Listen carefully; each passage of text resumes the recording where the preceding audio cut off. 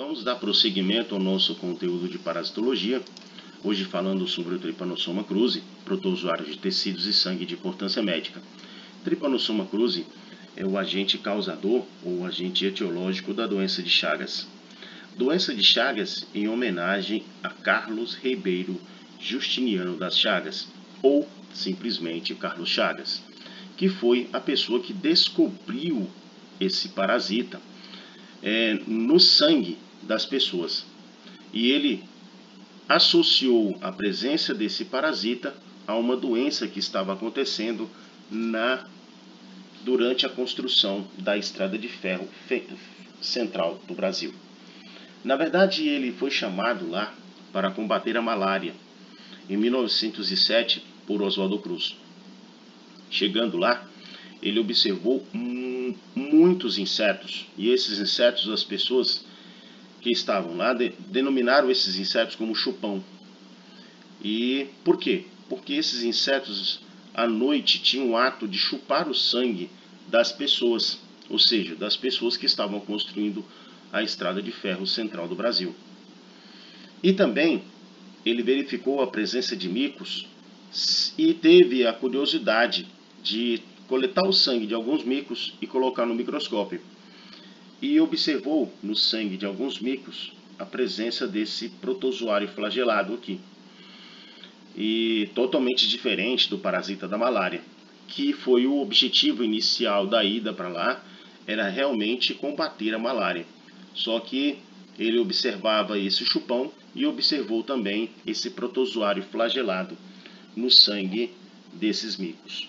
Posteriormente, ele pegou alguns desses chupões, levou para o laboratório e abriu o tubo digestivo, coletou as fezes e observou esses mesmos protozoários flagelados no tubo digestivo dos insetos.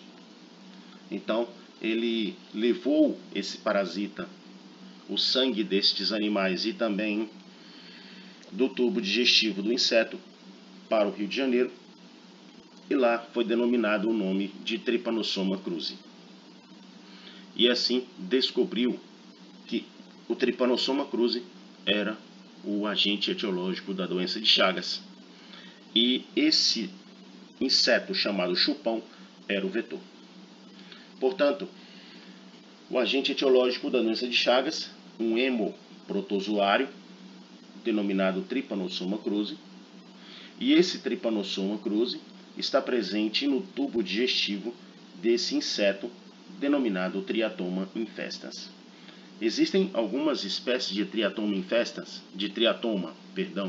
existem algumas espécies de triatoma, só que o triatoma mais associado à transmissão é o Triatoma infestans em decorrência da sua capacidade de evacuar logo após o repasto sanguíneo.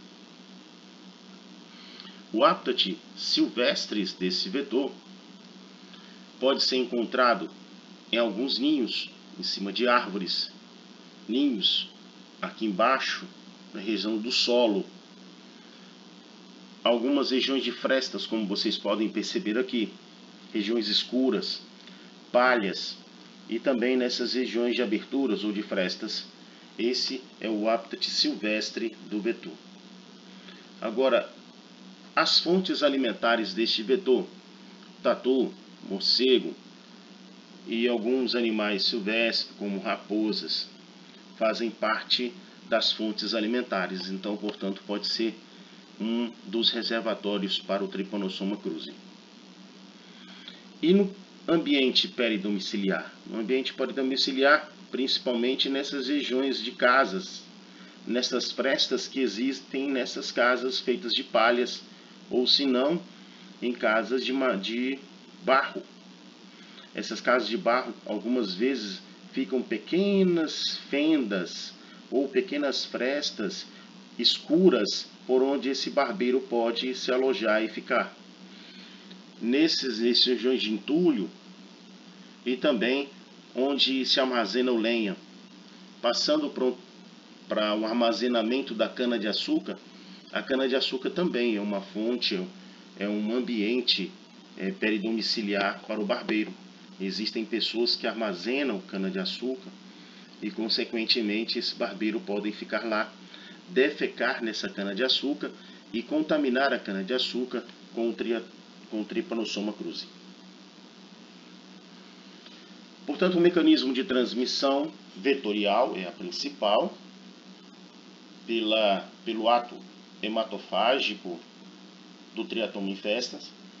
Logo depois, esse Triatoma infestans defeca no local e o Trypanosoma cruzi pode passar pela picada ou pela arranhadura na pele.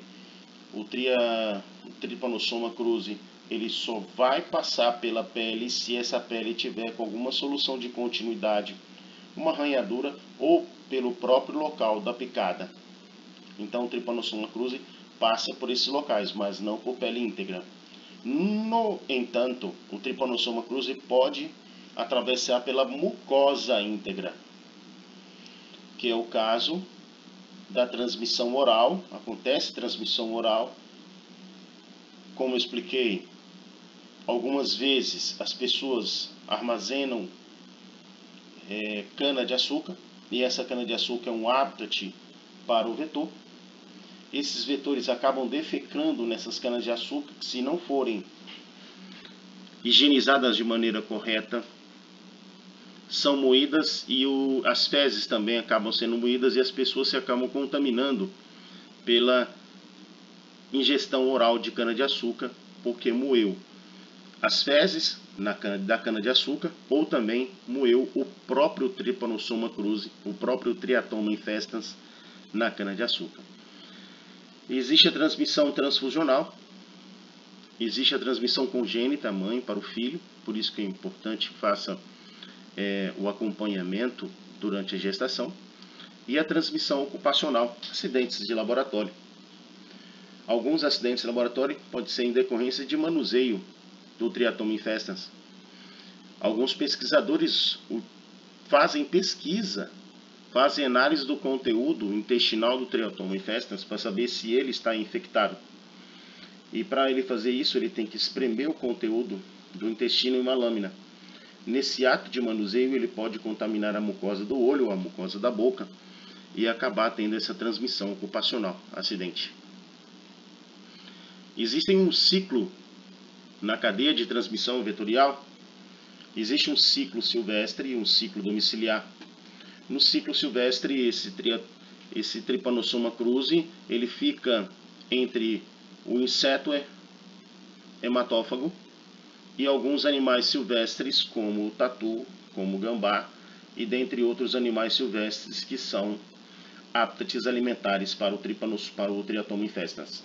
Esse é o ciclo silvestre. No entanto, muitas vezes o homem acaba se inserindo nesse meio, onde o Triatoma infestans suga o sangue dessa pessoa, defeca e acaba contaminando essa pessoa pelo Trypanosoma cruzi. E esse ciclo pode ficar, então, chamado ciclo domiciliar, quando o homem acaba se inserindo no ciclo silvestre e se infectando pelo Trypanosoma cruzi que estava no ciclo silvestre. É um ciclo de vida heteroxênico, onde tem o hospedeiro vertebrado no ambiente silvestre, tatus, gambás e algumas mucuras também podem fazer parte do ciclo silvestre. Mas o hospedeiro vertebrado no ambiente domiciliar, no caso o homem é o principal. E o outro hospedeiro é o hospedeiro invertebrado, no caso o Triatoma infestans, também chamado de chupão.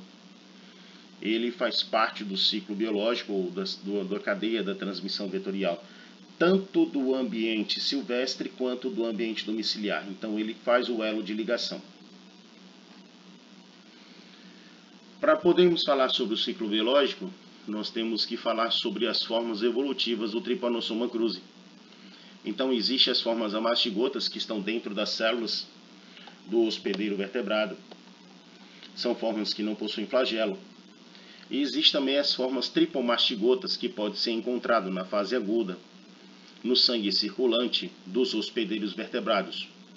Mas a forma tripomastigota também é encontrada no vetor, no hospedeiro invertebrado, lá no intestino, misturado com as fezes do vetor. Existe uma forma entre a forma mastigota e a forma tripomastigota que é chamada de epimastigota. A forma epimastigota vai ser encontrada somente no tubo digestório dos insetos hematófagos, do Triatoma infestans, e essa forma epimastigota é uma forma com capacidade de multiplicação muito rápida.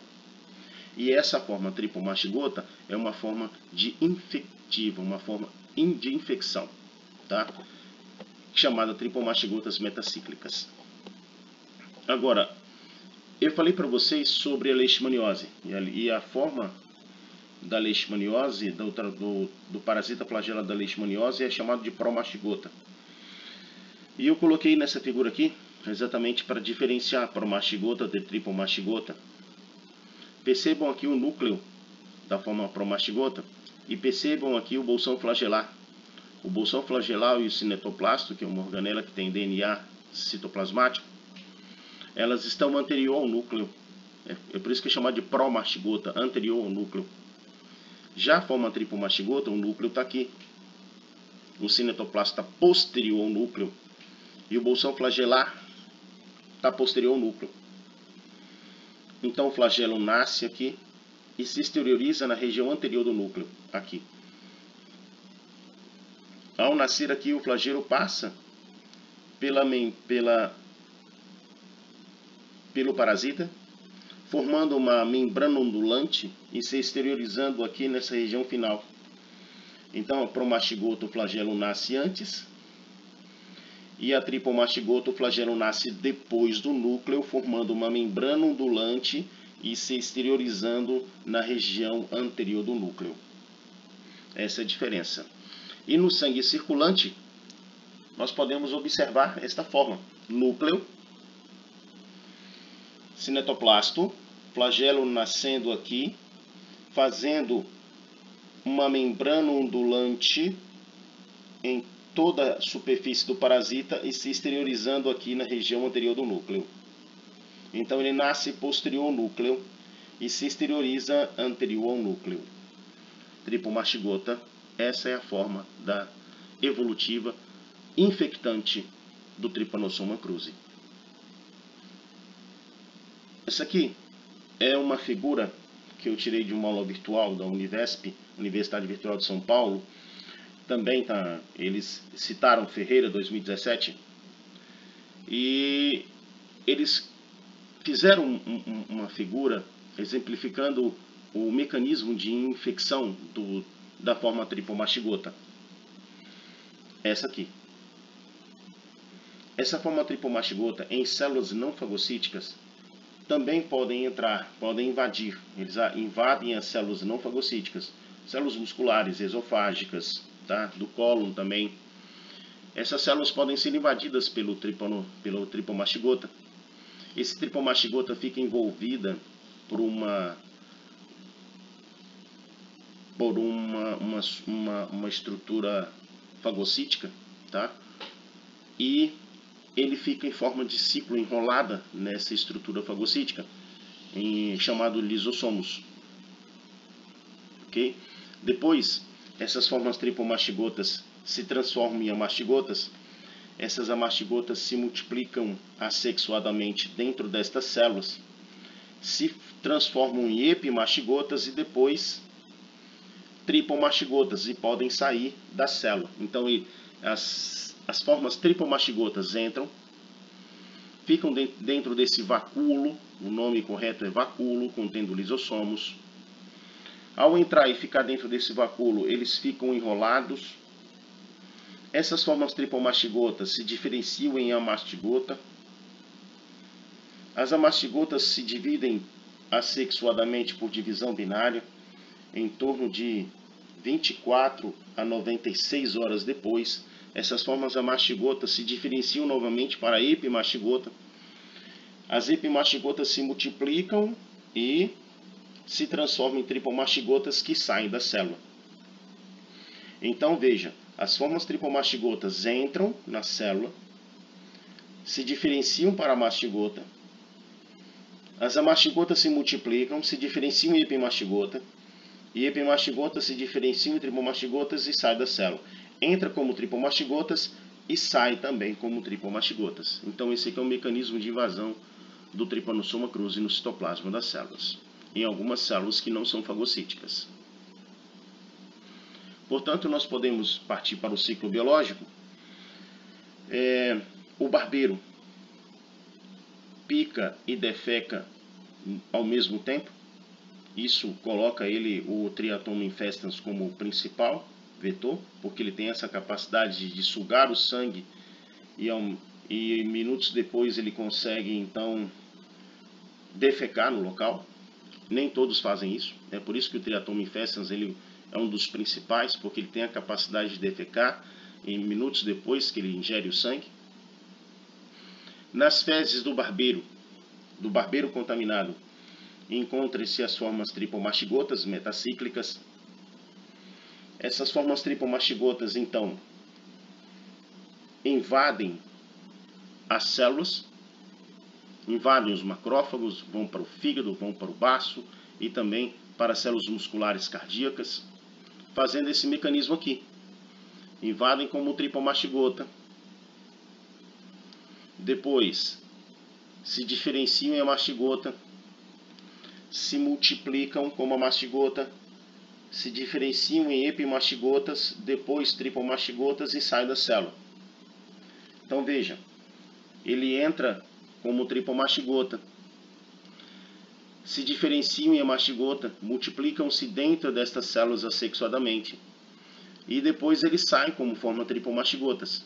Essas tripomastigotas invadem novas células, que vai fazer esse mesmo ciclo em novas células e sai como tripomastigotas. Então, no ser humano, na fase aguda, é importante citar isso, na fase aguda, existe essa diferenciação em tripomastigotas, essas tripomastigotas ficam no sangue circulante da pessoa.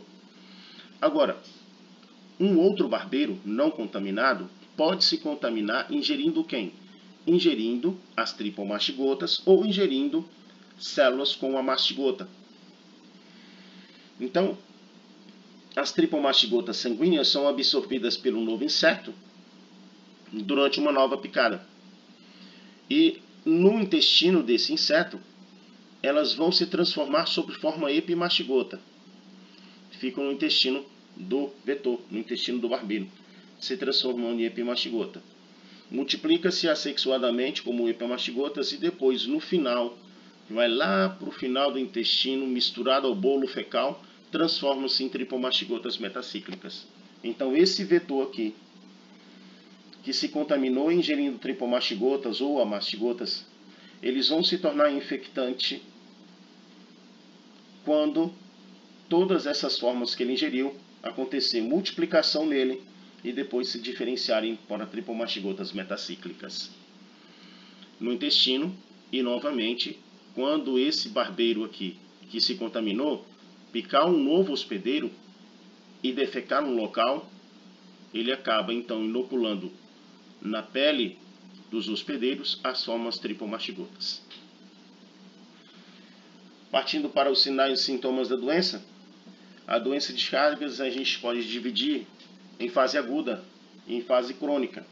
Na fase aguda, observa-se febre baixa, com duração prolongada de semanas, um mal-estar, falta de apetite, aceleramento nos batimentos cardíacos, que é em decorrência da multiplicação do parasita no coração, aumento do fígado e do baço, em decorrência também da hiperplasia, hipertrofia das células do fígado e do baço. Como eu falei para vocês, Leishmania não é a única doença que aumenta fígado e baço. Doença de Chagas também aumenta fígado e baço. Inchaço na face ou no corpo inteiro. E sinal de Romanã. O sinal de Romanã acontece no local da picada do inseto. Normalmente na região da pálpebra, porque é uma região bem irrigada. Então os barbeiros procuram essa região bem irrigada e picam. Sugam o sangue. E ao sugar o sangue, ele provoca um processo inflamatório, causando edema, um inchaço no local. Que esse inchaço é chamado de sinal de Romanã. A primeira menina, chamada Berenice, foi a primeira pessoa que foi descrito esse sinal de Romanã. É bastante comum entre crianças de 1 a 5 anos de idade. Agora, existe uma fase crônica, e essa fase crônica pode ser dividida em assintomática e sintomática. Muitas pessoas ficam nessa fase crônica assintomática. Não existe sintomas, não existe nenhum problema em decorrência da presença do Trypanosoma cruzi na pessoa. Vale ressaltar que na fase aguda da doença, a forma tripomastigota pode ser encontrada no sangue circulante. Agora, na fase crônica, não se observa as formas tripomastigotas no sangue circulante. Então, se você fizer uma punção, não vai observar a forma tripomastigota no sangue circulante na fase crônica, tanto assintomática como sintomática. As fases crônicas assintomáticas não existe nenhum problema com o hospedeiro. Já a fase crônica sintomática existe um comprometimento cardíaco, chamado de cardiopatia chagásica. Em decorrência da destruição das fibras de His, tá? Que são feixes que distribuem os impulsos para o batimento cardíaco, essas feixes de His são destruídas e, consequentemente, aquele marca-passo do coração, o marca-passo natural do coração, acaba sendo comprometido e existe, então, um comprometimento no que se refere aos batimentos cardíacos. Além disso, existe morte do tecido muscular e esse tecido muscular acaba sendo substituído por tecido conjuntivo. E o tecido conjuntivo não tem a mesma capacidade de bombeamento que um tecido muscular possui. Então esse é o comprometimento cardíaco. Formação de ninhos de amastigotas nesses locais, tanto nos feixes de His quanto também nas fibras musculares cardíacas. Existe uma outra forma sintomática ou digestiva, que é chamado de megaesófago e megacólon. O megaesôfago é uma dilatação do esôfago. Possui em decorrência dessa dilatação do esôfago, desse inchaço no esôfago, possui uma diminuição acentuada dos plexos nervosos da parede esofágica, causando uma perda da coordenação das contrações. E essas perdas de contrações, da coordenação das contrações, é denominado de aperistalse. E também provoca uma abertura ausente ou incompleta dos esfíncteres. Isso resulta em êxtase esofágica. Essa abertura ausente ou incompleta dos esfíncteres é chamado de acalasia. Então, no esôfago acontece uma aperistalse, tá? Uma falha nas contrações do esôfago. E também acontece um problema na abertura dos esfíncteres da válvula muscular, que é chamado de acalasia. O diagnóstico da doença: na fase aguda você pode fazer um esfregaço sanguíneo, uma punção. Dessa punção você faz um esfregaço, coloca uma gota de sangue, com uma outra lâmina você estende essa gota de sangue para cá, para frente, cora com os colantes naturais normais de hematologia e fazem pesquisas dessas formas aqui, na objetiva de 100. Então, na objetiva de 100 você vai pesquisar essas formas aqui, tripomastigotas. Existem algumas formas que são bem em forma de S, como essa, uma forma fina. E existem algumas formas de Trypanosoma de tripomastigota que são formas mais largas. Aí nesse caso as formas mais largas normalmente têm um formato de um U e não de um S, como essa aqui que vocês estão vendo. Então essa aqui é na fase aguda, ok? A presença da forma tripomastigota no sangue circulante só é observável na fase aguda, não na fase crônica. Na fase aguda também pode-se fazer uma reação sorológica, tá? Um exame chamado Machado Guerreiro. Você pode fazer esse exame Machado Guerreiro para fazer uma reação sorológica. Agora, na fase crônica, algumas vezes, quando existe